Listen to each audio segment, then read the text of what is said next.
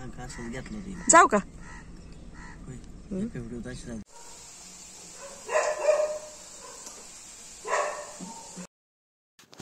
मस्त अशी kitchen tile माझी स्वच्छ झाली आहे। बाहेर भरपूर पाऊस पडतोय।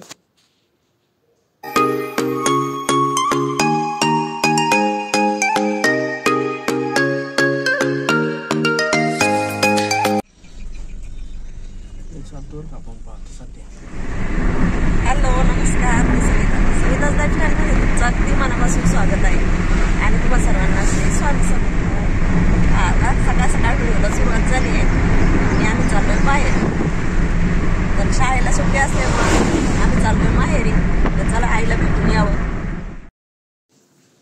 तर मी चालले होते माहेरी। आई थोडी आजारी होती, त्यासाठी मला जायचं होतं माहेरी। परंतु काय झालं, तिथे गेल्यानंतर शूट घ्यायचंच मी विसरले। काय हे पार निघताना मी शूट घेतलं, म्हणजे आम्ही सगळं आवरून निघलो होतो। काय करतात गाडीला?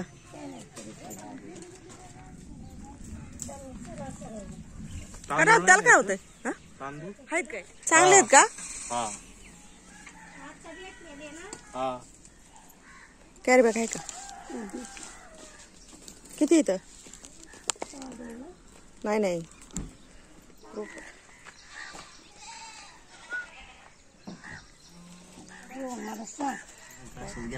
जाऊ का? हा दिवस आहे दुसरा आणि भरपूर काही पाऊस येत होता। कालच आम्हाला तिकडून येताना थोडासा पाऊस लागला, घरी आल्यानंतर तर भरपूर पाऊस झाला, त्यांना पण झाला आणि आज पण भरपूर पाऊस होता। पाऊस असल्यामुळे सगळ्यांना भजे खायची भरपूर इच्छा झाली। ते म्हणले भजे करते का? तर ही दुपारची वेळ होती, म्हटलं चला मग आता वातावरण पण थंड होतं, म्हटलं करूया भजे। तर आता इथे एक मोठ्या आकाराचा मी कांदा घेतलाय, तो कट करून घेतला। एका पातेल्यामध्ये तो कांदा सगळा काढून घेतला। आता भज्यासाठीचं मी वाटण काढून इथे एक गोंधळ झाला, लाईटीने खूप गोंधळ घातला, त्याच्यामुळे शूट पण नीट घेता आलं, कारण लाईट सारखीच जाये करीत होती। इथं मी पहिल्यांदा मिक्सरमध्ये वाटण काढून घेतलं। हिरवी मिरची, ओवा, जिरं आणि लसूण असं मी वाटण याच्यामध्ये काढून घेतलं आणि त्यानंतर परत लाईट गेली। लाईट गेल्यानंतर परत मी खलबत्त्यामध्ये कुटायला घेतलं। कुटायला घेतलं की परत लगेच लाईट आली, मग परत मिक्सरमध्ये घालून ते थोडंसं बारीक करून घेतलं वाटण सगळं। इथे मनी मावक होती, तिला पण भूक लागली होती, तिला चपाती टाकली। त्यानंतर पीठ कालून घेतलं सगळं। मस्त असे गरमागरम मग भजे करून घेतले आणि ते गरम गरमच सगळ्यांनी खाल्ले।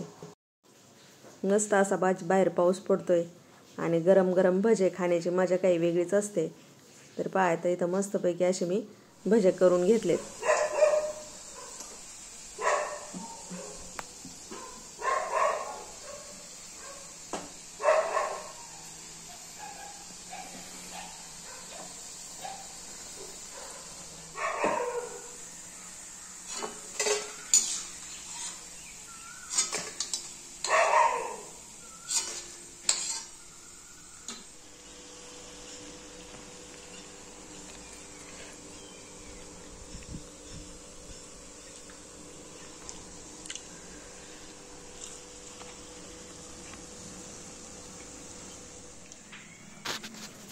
भजे खाल्ले, भांडे बिंडे सगळे काही घासून घेतले।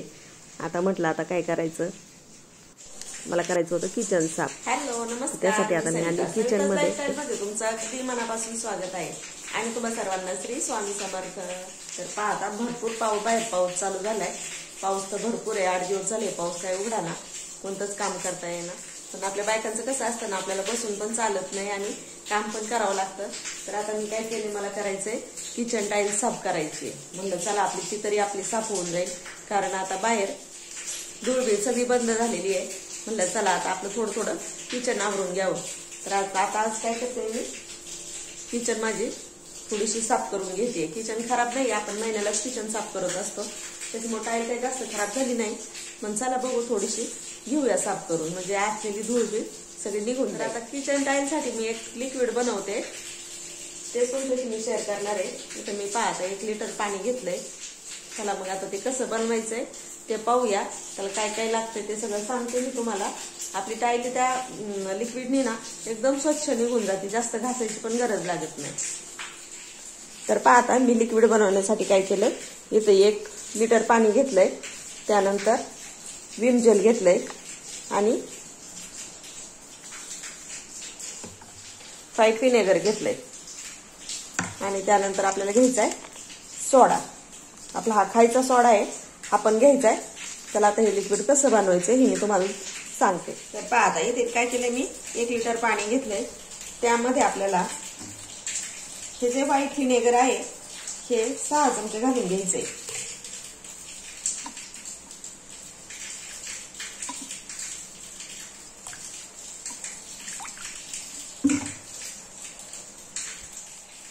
त्यानंतर 1 चमचा सोडा घालायचा आहे.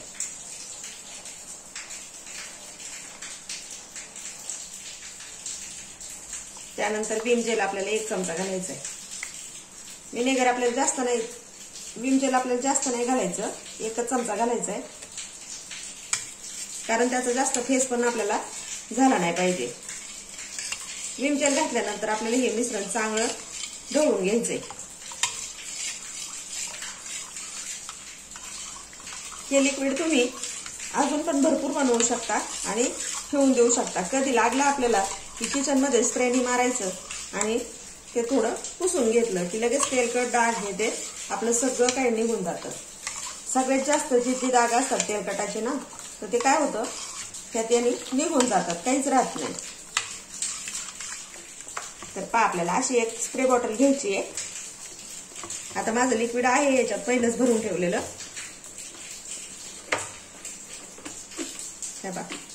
काही आहे, आता मी नवीन केलंय तयार, ते पण याच्यामध्ये ओतून घेते.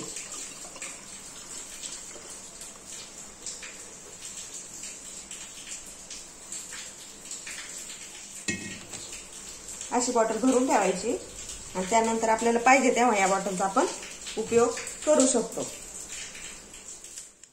तर पाहता येईल आता इथे मी माझ्या सगळ्या ह्या बरण्या काढून घेतेय. या सगळ्या बरण्या माझ्या काचेच्या आहेत, त्या अशा जपूनच काढाव्या लागतात खाली.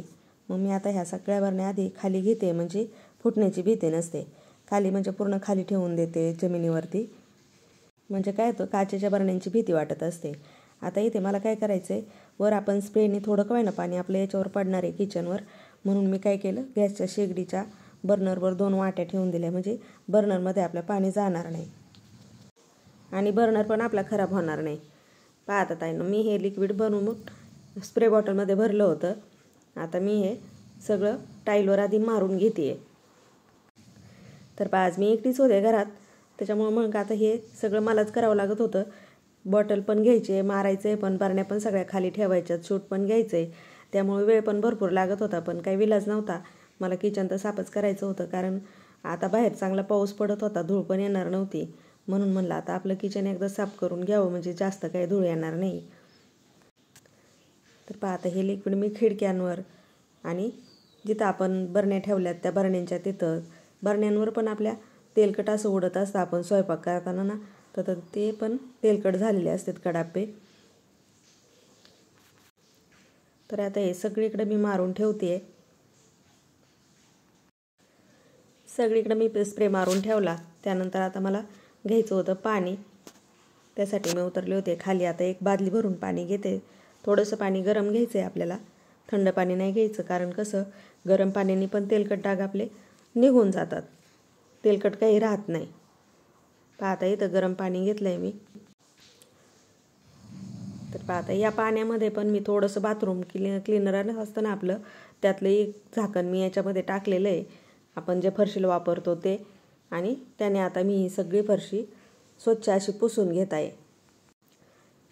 हे लिक्विड आपण मारून ठेवलं ना, स्प्रे जर मारून ठेवला ना, तर आपली साधी, जर किचन जास्तच आपलं खराब असेल तर आपली साधी मऊ घासणी असते ना, त्या घासणीने फक्त आपल्याला हे चोळून घ्यायचं आहे एकदा, आणि त्यानंतर मग पुसून काढायची आपली फरशी.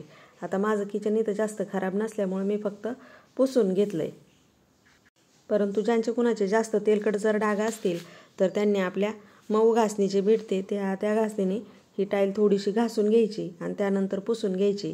जास्त रगडावं पण लागत नाही, थोड्या हलक्या हाताने जरी घासलं तरी ही टाईल निघून जाते. माझी फक्त मी स्प्रे मारून ठेवला आणि पुसून घेतली तरी एकदम स्वच्छ अशी निघाली. मी काय करत असते, 1 महिन्यातून 15 दिवसातून अशी टाईल पुसून घेत असते आणि जर 2-3 महिन्यातून मी ही टाईल पूर्णपणे घासून घेत असते पाणी टाकून. पूर्ण पाणी टाकून लिक्विडने घासून मग मी ही फरशी धुवून काढत असते आपली टाईल. त्याच्यामुळे माझी टाईल काही जास्त खराब होत नाही. आता फक्त पुसून घेते आहे. 15 दिवसातून किंवा महिन्यातून जरी आपण हात मारला तरी आपली टाईल कधी खराब होत नाही.